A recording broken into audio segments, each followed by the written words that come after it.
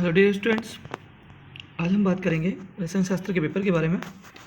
रसायन शास्त्र जो आपका पेपर, इसका एक मॉडल प्रारूप देखने को मिल रहा है। ये मॉडल पेपर संभावित है, इसमें से क्वेश्चन आने की संभावना है। आप इसको अच्छे से रीड कर लें।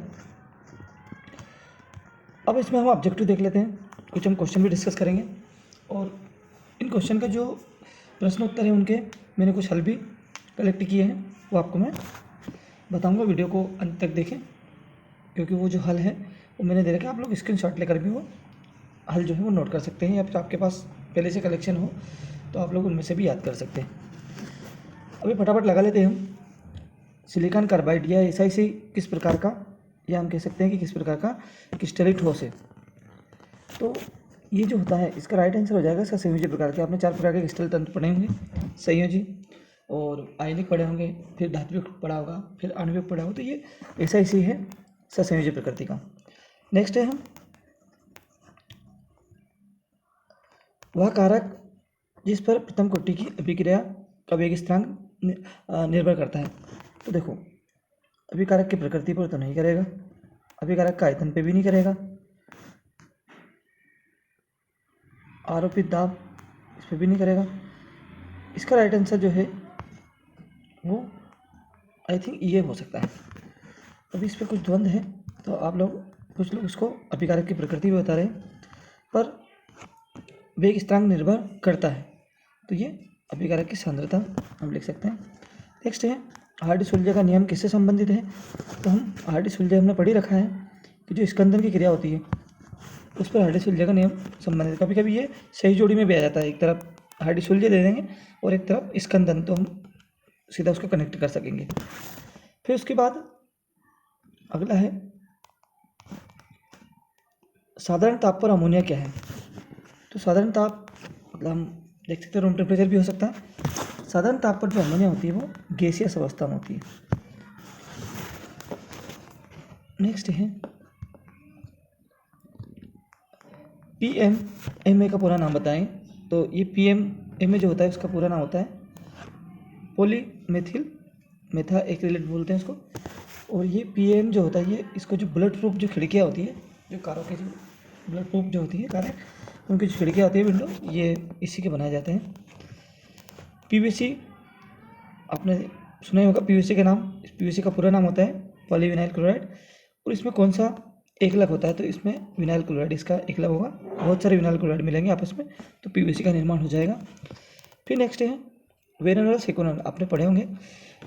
जब आप जीवन वाला पार्ट पढ़ते हैं तो उसमें हमने देखे बहुत सारी औषधियाँ हैं, तो वेरोनल सेकोनल भी औषधीय है। अति हिंसात्मक, जैसे कुछ व्यक्ति डिप्रेशन में आ जाते हैं तो उस स्थिति में उनको हम फिर शांत करने के लिए प्रसन्नता के रूप में ये दिए जाते हैं। नेक्स्ट है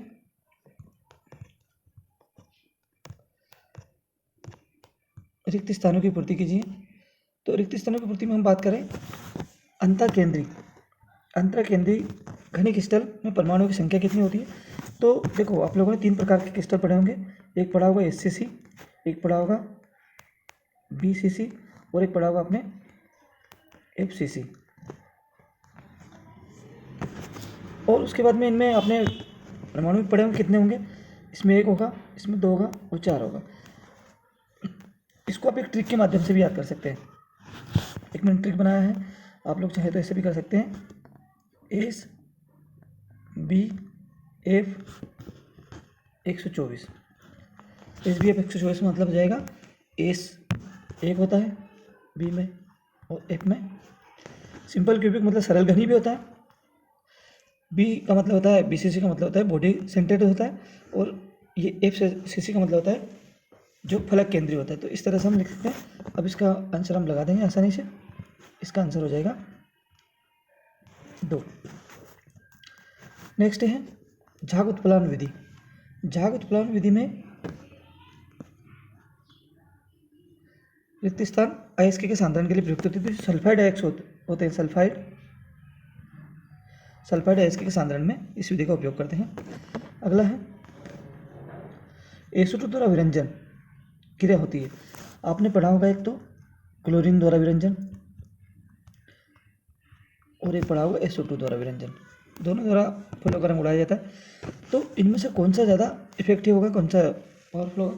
तो जो क्लोरीन द्वारा विरंजन होता है वो होता है ऑक्सीकरण के द्वारा, और SO2 द्वारा होता है अपचयन द्वारा। तो जो ऑक्सीकरण द्वारा होगा वो ज़्यादा स्थायी होगा और अपचयन द्वारा होगा वो अस्थायी होगा।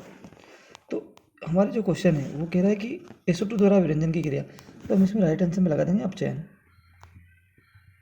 ठीक है, नेक्स्ट है फॉर्मेल्डिहाइड। फॉर्मेल्डिहाइड पर अमोनिया की क्रिया से बनने वाले यौगिक का नाम बताना बस। तो आपने फॉर्मेल्डिहाइड पर अमोनिया की क्रिया करवाई होगी, और यौगिक जो बनाता है वो बनाता है यूरोट्रोपिन।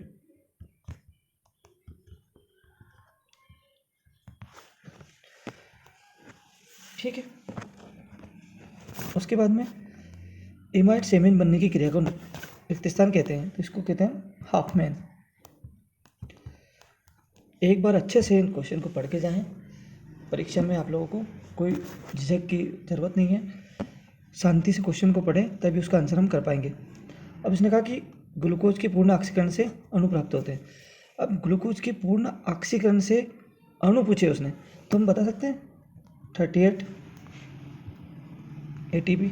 आपको मालूम है 38 ATP जो हमारी केप चक्र और ग्लाइकोलाइसिस चक्र के माध्यम से बनती है। तो ग्लूकोज का जब पूर्ण ऑक्सीकरण होगा तभी ये 38 ATP बन पाएंगे। 1 से 36 बनते हैं, 1 से 2 बनते हैं। उसके बाद प्रति अम्ल, इसको अंग्रेजी में एंटासिड के नाम से भी पूछ लिया जाता है।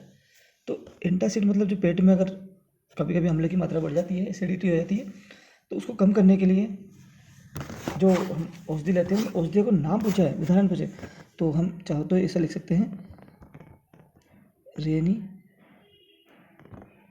रेनिटिडीन भी लिख सकते हैं इसका नाम, और सिमेटिडीन भी नाम होता है इसका। तो आप एक पूछा है तो एक ही लिख दें। फिर नेक्स्ट है सही जोड़ी बनाइए। सही जोड़ी आप चाहे तो स्क्रीनशॉट ले लेना इसका।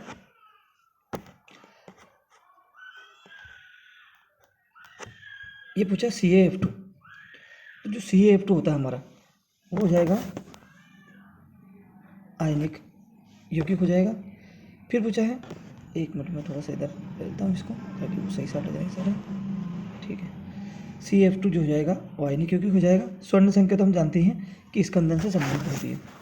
फिर नेक्स्ट है ये मेलेकाइड। मेलेकाइड जो होता है इसका सूत्र ये होता है, ये हम कह सकते हैं कॉपर का SK भी है। फिर उसके बाद क्लोरीन की बात करें तो ये तीक्ष्ण पीले रंग की जो गैस होती है।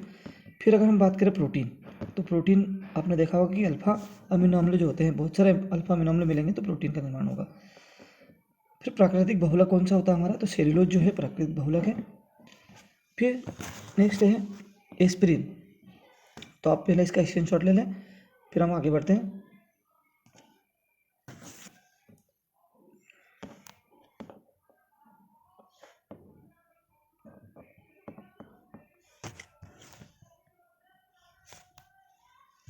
तो एस्पिरिन जो है वो है, एक मिनट, एस्पिरिन का आ जाएगा हमारा, एक मिनट, एस्पिरिन सैलिसिलिक अम्ल जो होता है उससे एस्पिरिन का निर्माण होता है। नेक्स्ट है एक वाक्य में उत्तर दीजिए। अब एक वाक्य में उत्तर देना का मतलब कि उनको एक शब्द में उत्तर देना, हमको ध्रुवीय आणविक ठोस का उदाहरण बताना है। जो ध्रुवीय आणविक ठोस होता है उसका हमको उदाहरण बताना है। तो हम ध्रुवीय आणविक ठोस की बात कर ले तो जो ठोस SO2 जो होता है वो ध्रुवीय। उसके बाद में क्वांटम दक्षता के सूत्र की अगर हम बात करें तो क्वांटम दक्षता का सूत्र, क्वांटम दक्षता को हम मानते हैं कि फाई द्वारा रिप्रेजेंट करते हैं। उसके बाद में दिए गए समय में, अभी के लिखना पड़ेगा इसको, दिए गए समय में अभिक्रिया करने वाले अणुओं की संख्या, बटे में लिख देंगे हम उसी समय अवशोषित होने वाले क्वांटमों की संख्या, इसको हम बोलते हैं क्वांटम दक्षता। उसके बाद फोटोग्राफी में टैनिंग के रूप में किसका उपयोग करते हैं, तो फोटोग्राफी में जो टैनिंग होती है उसमें हम ओरिक क्लोराइड का उपयोग हम करते हैं। नेक्स्ट है पी ब्लॉक के तत्वों के सामान्य सूत्र लिखिए। पी ब्लॉक के तत्वों के सामान्य सूत्र था NH2, मतलब S में तो 2 जाएंगे, और NP 1 से लेकर 6 तक, ये इसका सामान्य सूत्र हो जाता है।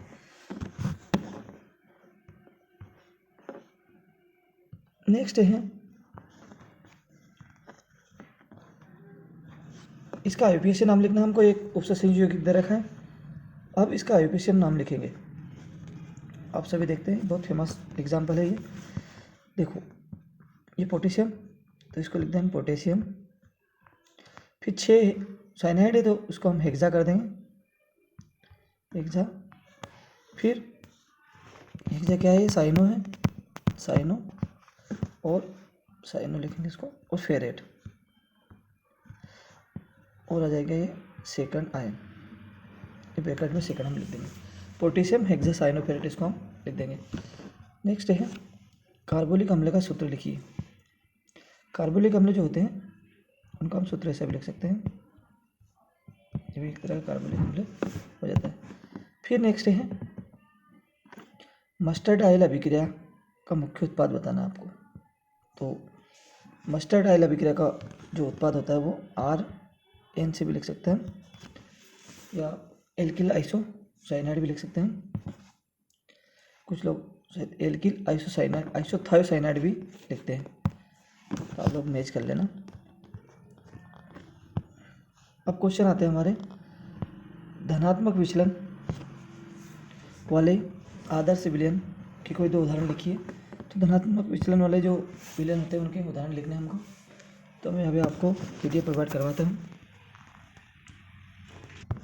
देखो आप, ये धनात्मक विचलन वाले विलयन हैं, इनके आप चाहो तो पूरा स्क्रीनशॉट ले सकते हैं, क्वेश्चन भी आपका बन जाएगा। धनात्मक विचलन वाले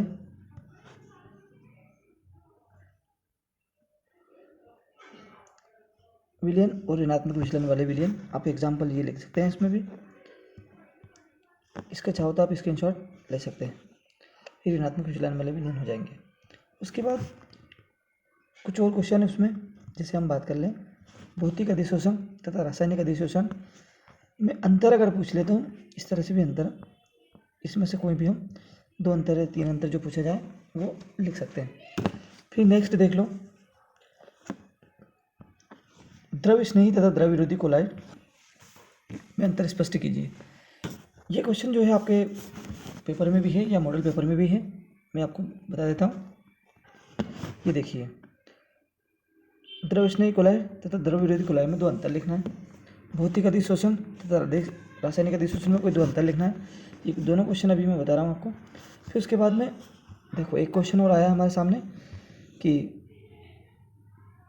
क्लोरीन द्वारा फलों का विरंजन स्थायी होता है जबकि H2O द्वारा अस्थायी होता है, क्यों? तो एक मिनट, इसका सीधा सा आंसर हमको लिखना है कि जो क्लोरीन द्वारा फलों का जो विरंजन होता है वो होता है ऑक्सीकरण के द्वारा, और इसलिए वो स्थायी माना जाता है क्योंकि ऑक्सीजन ऑलरेडी हो चुका है उसका, और H2O द्वारा जो अपचयन द्वारा होता है, जो अपचयन बाद में ऑक्सीकरण कर लेता है वापस से, इसलिए अस्थायी होता है। तो इसका जो आंसर है वो हमको ऐसे ही लिखना है। फिर उसके बाद साधारण ताप पर देखो H2O द्रव है और H2S गैस है। साधारण ताप पर H2O द्रव अवस्था में होता है, हमको मालूम है जल जो होता है वो द्रव अवस्था में होता है। तो इसका कारण लिखना, बस हमको लिखेंगे कारण में कि साधारण ताप पर H2O द्रव है क्योंकि H2O के अणुओं के बीच में हाइड्रोजन बंध पाया जाता है,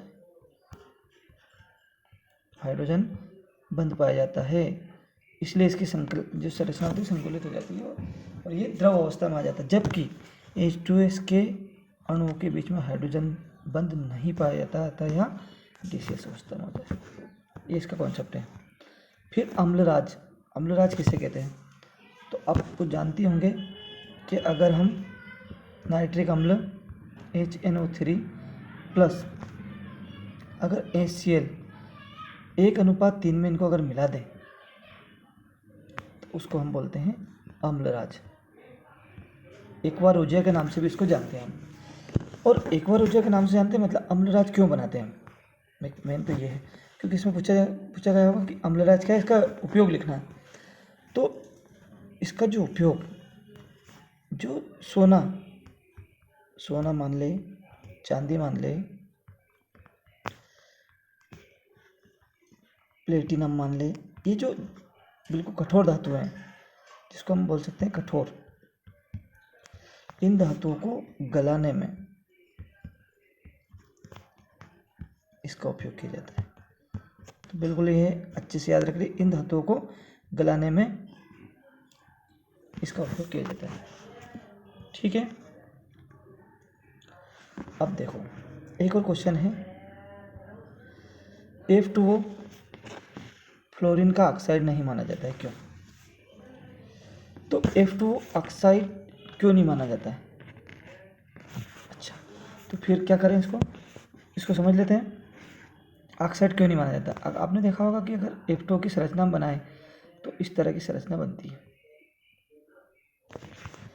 अब इसमें हम प्रबल विद्युत तत्व तो है फ्लोरीन इसमें। अब ये फ्लोरीन क्या करेंगे कि इलेक्ट्रॉन ऑक्सीजन से ग्रहण कर लेंगे, तो यह आ जाएगा 2 पॉजिटिव ऑक्सीकरण अवस्था में, मतलब ये दो इलेक्ट्रॉन दोनों को एक इलेक्ट्रॉन दे रहा है। और कभी भी ऑक्सीजन अगर पॉजिटिव हो या धनात्मक अवस्था में हो तो वो ऑक्साइड नहीं बनाएगा, ये ध्यान रखना। हमेशा वो 2 नेगेटिव अवस्था में ही ऑक्साइड बनाता है, ये मेन इसका कॉन्सेप्ट है। अब देखो EDTA का पूरा नाम लिखना है। EDTA का आप लोगों ने अभी उपसंयोजी का पार्ट पढ़ा हो, तो EDTA जो होता है वो एथिलीन, देखो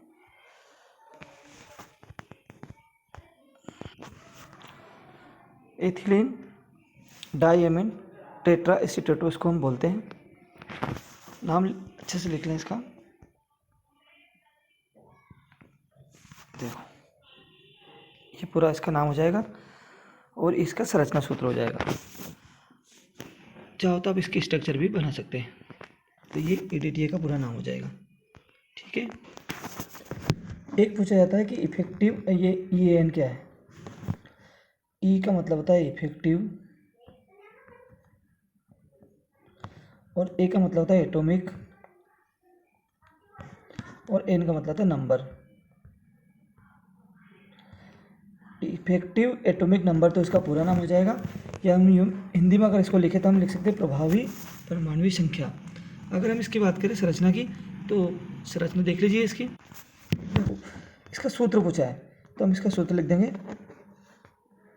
ये EN बराबर ये। तो आप लोग इस तरह से भी इफेक्टिव एटॉमिक नंबर निकाल सकते हैं। नेक्स्ट है हमारा, देखो क्वेश्चन आया है कि C3H9N के 2 समवायी लिखिए। आपने समवायित अगर पढ़ी होगी तो इसके 2 संरचना सूत्र बनेंगे, जिसमें ये क्रियात्मक समूह N है, NH हो जाएगा, NH2 हो जाएगा। तो इसकी स्थिति भिन्न भिन्न स्थानों पर भिन्न भिन्न हो जाएंगी। उसके बाद जूटा आयन की संरचना आप लोग पढ़ी होगी आप लोगों ने, बहुत सरल सी है। उसके बाद प्रोटीन के विकृतीकरण से आप क्या समझते हैं, ये तो बहुत इंपॉर्टेंट क्वेश्चन है, आपको बायोलॉजी में भी काम आया होगा। प्रोटीन का मतलब था जिसको गर्म करने पर प्रोटीन नष्ट हो जाना। प्रोटीन को जब गर्म की जाती है प्रोटीन वाली चीज़ों को, तो उसका प्रोटीन नष्ट हो जाता है, उसे ही कहते हैं प्रोटीन का विकृतीकरण। प्रतिजैविक प्रतिरोधी का एक एक उदाहरण लिखिए। तो देखो प्रतिजैविक, अब इसको अगर ऐसे समझ में नहीं आता तो अंग्रेजी में देख लीजिए, एंटीबायोटिक्स और एंटीसेप्टिक। प्रतिजैविक तो हम पेनिसिलिन लिख सकते हैं, प्रतिजैविक में आता है पेनिसिलिन। और अगर हम एंटीसेप्टिक की बात करें तो हम डेटॉल भी लिख सकते हैं, ये एंटीसेप्टिक हो जाएगा। या और भी बहुत सारे एंटीसेप्टिक होते हैं। पीड़ाहारी सल्फा के एक उदाहरण लिख देना आप लोग, जो पीड़ा को कम करते हैं। उसके बाद अभिक्रिया की कोटि और अनुसंख्यता में कोई अंतर लिखना है। अभिक्रिया की कोटि और अनुसंख्यता में कोई 3 अंतर लिखना है। तो अंतर देख लेते हैं इसके। ये देखिए अभिक्रिया की कोटि और अनुसंख्यता में अंतर। तो आप लोग इसको अच्छे से चाहो तो स्क्रीनशॉट ले सकते हैं इसका।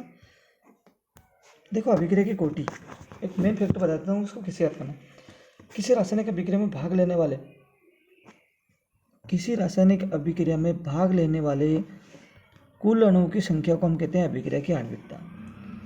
और किसी अभिक्रिया में भाग लेने वाले अणु की जिनकी सांद्रता में परिवर्तन होता है उन्हें कहते हैं अभिक्रिया की कोटि।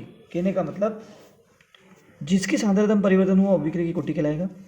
उसके बाद ये एक सैद्धांतिक पद है और ये प्रयोग द्वारा ज्ञात है, इसे हम कर सकते हैं। इसका मान हमेशा पूर्णांक होता है और इसका मान प्रभाज्य भी हो सकता है। तो आप लोग चाहो तो ये भी क्वेश्चन का आंसर लगा सकते हैं। अभिक्रिया की दर, अभिक्रिया की दर हम चाहो तो ये क्वेश्चन लिख सकते हैं हम अभिक्रिया की दर वाला। उसके बाद अभिक्रिया की दर और दर स्थिरांक में अंतर होगा, तो हम चाहो तो अभिक्रिया की दर वाला ही कर सकते हैं। उसके बाद आता है हमारा विक्टोरिया-मेयर परीक्षण। तो प्राथमिक, द्वितीयक तथा तृतीयक एल्कोहलों में आपने विभेद करने के लिए विक्टोरिया-मेयर परीक्षण तो पढ़ा ही होगा। तो आप लोग इस तरह से चाहो तो इसका स्क्रीनशॉट ले, या फिर पढ़ा हो तो आपने उसमें से आप भी कर सकते हैं। विक्टोरिया-मेयर परीक्षण को भी हम कर सकते हैं। उसके बाद फिनॉल से निम्न को कैसे प्राप्त करोगे?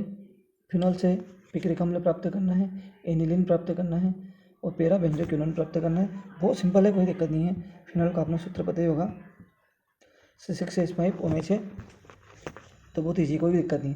फिर उसके बाद रजत दर्पण परीक्षण और एल्डो संग्रहण, केवल अभिक्रिया लिखना है इनकी। फिर आ जाते हैं समीकरण से लिखिए, एस्टरीकरण, विकार्बोक्सिलीकरण, ये भी सरल है, कोई समस्या नहीं है। उसके बाद ये आता है IPAC नाम। ये IPAC जो नाम है ये आपको 11वीं के सिलेबस के हिसाब से है। अब इसने लिखा है 2-क्लोरोब्यूटेन। तो ब्यूटेन का सूत्र होता है CH3 CH2 CH3। तो अगर यहाँ पर क्लोरीन लिख दें हम 1 2 3 4, तो ये 2 नंबर पर क्लोरो है, 2-क्लोरोब्यूटेन। तो आप इसका भी सूत्र लिख सकते हैं चाहे तो हम। उसके बाद पूछा इसने 2-ब्रोमो 3-मेथिल पेंटेन। 2 नंबर पे ब्रोमो जुड़ा है और 3 नंबर पे मेथिल जुड़ा है। तो इसको लिख लेते हैं CH3 CH Br लिख दो, फिर यहाँ पे CH3 लिख देते हैं, CH2 CH3। तो 1 नंबर ये सिंगल बॉन्ड है ना, 2 नंबर 3 नंबर 4 नंबर 5 नंबर। तो 2 पे अगर ब्रोमो जुड़ा है तो 2 ब्रोमो लिख देंगे हम। और अगर 3 पे क्या जुड़ा हुआ है, मेथिल जुड़ा है, तो 3 पे मेथिल जुड़ा है बिल्कुल। 1 2 3 4 5 पेंटेन हो जाएगा। तो इस तरह से भी इसका संरचना सूत्र लिख सकते हैं। फिर अगला है 1,4-डाइब्रोमो ब्यूट 2 इन, मतलब अब इसमें डबल बॉन्ड आएगा। इन लगा है मतलब इसमें डबल बॉन्ड आना है। देख लेते हैं। अब देखो ब्यूटीन है ये भी। अब कितने 2 और 3 पे इसमें लिखा है 1,4-डाइब्रोमो। 1 पे भी है,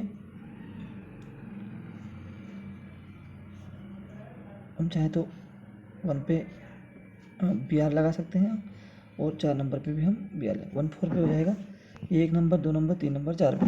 और 2 नंबर पे क्या जुड़ा हुआ है, इसका डबल बॉन्ड जुड़ा हुआ है। ठीक है, 1,4-डाइब्रोमो ब्यूटेन। तो बस इसको कैलकुलेट कर दो।